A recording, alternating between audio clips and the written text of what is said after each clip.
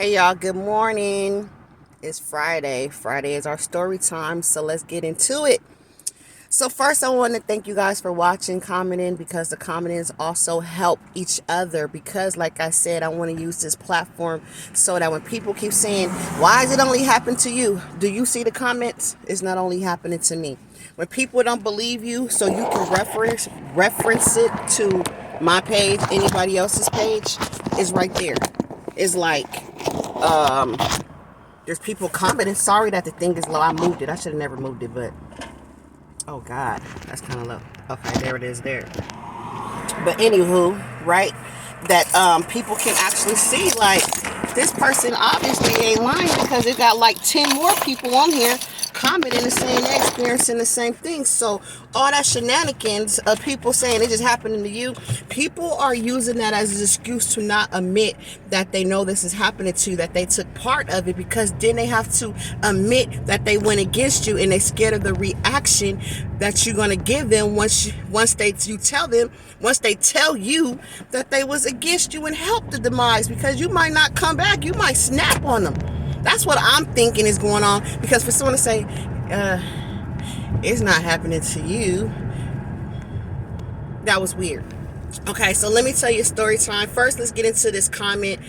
Witness for Christ, thank you for your comment. And also within the comment, it was a direct message to me where Witness for Christ said, I like watching your channel because I feel that you are really spiritually connected to the people, or for the people, not quote unquote, but something like that. And I want to make a comment about that, because I replied. And in my reply, I'm like, the crazy part is, I really tried to not be for people. And the reason was because I've been through so much and hurt by so many people that was close to me. I said, God, I'm not about to do this anymore. I'm cool. I throw in the towel. I don't want to help nobody else. I'm good. But the God in me keeps pushing me to do the right thing. Like, for instance, at work, when I told you they heavily harassed me, and I said, I'm not speaking to these people. I'm not helping to them. I said, they need help. I'm not going to help them. Why is the devil is a lie?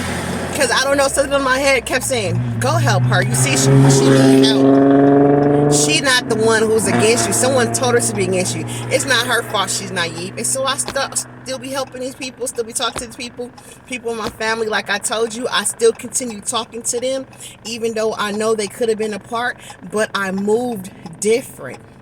I wasn't always there when they need me. I was there when I at a convenience, right? And so here goes the story time. So leading up to this point, my sister and I, we had stopped talking for a whole year over this targeting stuff, because my cousin that I told y'all previously more than once, that I know for a fact 100% that if God said, I will cut your wrist off right now if you're wrong, that she's not in it. I will be like, I put my hand out like this, 100%, because the things she was doing, it was the constantly popping up at my house, just sitting in her car, and then when I get there, oh, I gotta go, I would just say, I was in the neighborhood, but you're not coming in, but now that I'm home, you ready? Every time I go to a different city, she would call me, where you at? Okay, then when I go to work, she would call me at work and be like, where you at? What time you go to work? I'd be like, why? Okay, and then on top of that, we went to a restaurant. She set me up where she said, you want to go out for your birthday? I'm like, yeah, let's go. Get there, said she don't have no money. Mind you, I'm on unemployment, so my funds was very limited, very scarce. Okay, I ended up having to pay for everything out of the last money I have, because you know why? They try to keep you in destitute, where you're always at the bottom. Every time you get a little, they try to take, because that's what they was doing with the cars, flattening your tires. Every time you get paid, you're gonna have to put money into fixing your cars or fixing your house, to then this something. Okay, then on top of that, when I was down to zero, I'm still hanging with this girl. I'm down to zero, y'all, on my last. Mind you, I still got 2 kids. I'm like, oh my God, I can't find a job, because it's gonna be hard for you to find a job. But God will prevail. This girl, the same cousin, comes to my house with wads of money, like boom, boom, stacks of money, right? And she says, look, girl, look at this money I got. Didn't offer me $1, knew that I was going through it. And then had the nurse to say, my sister was there, so my sister and I, we all lived together, not the girl, the cousin. And then so, guess what happens? So she pulls out all this money out of her bag. See, the enemy would try to make you feel less than and less than. It broke my, I'm like, dang, where'd she got the money from? And she's like, oh yeah, my boyfriend gave me this money. And at this time she was dating a guy who was ownership of a restaurant, but also in the DR gang. the drug game, right? So he supposedly gave her money. He in jail now, so it is what it is. So he gave her this money supposedly, but why would you flash it to me and went like this? Okay, and let me tell you what she did. She put the money back in her bag and said, and you better not touch none of my money. And it set the purse in the room where I was at, but then left the room like she's trying to set me up to see what I take it. But I kept saying, I don't care if I had a penny. I'm not that type of person. And they keep trying to put that stigma on me so that people would think I am, because they know I fight so hard to be honest. I fight so hard to be a truthful person. And they was trying to say, yeah, you on your low, the devil, go ahead and take that. I said, I don't want that money. She ain't giving it to me. She offered me. It just showed me who she was. And that's when I cut her off. Okay, now leading up to currently, so I told my sister all of this that happened. And I said, I'm being gangsta. Back then, my sister didn't understand. I don't know if she fully understands to this day. And I said, she's trying to set me up because it's the second time she done did something that made me feel like she's setting me up. I'm telling my sister this. So guess what? My sister started defending her to the point where they stopped inviting me to their functions because of her. My son was even having a party. And I told my son, because you're my son, she cannot come because her spirit is off. I don't like her. I know y'all don't understand what's going on, but I know what I know. My discernment is just like, get away, get away, get away.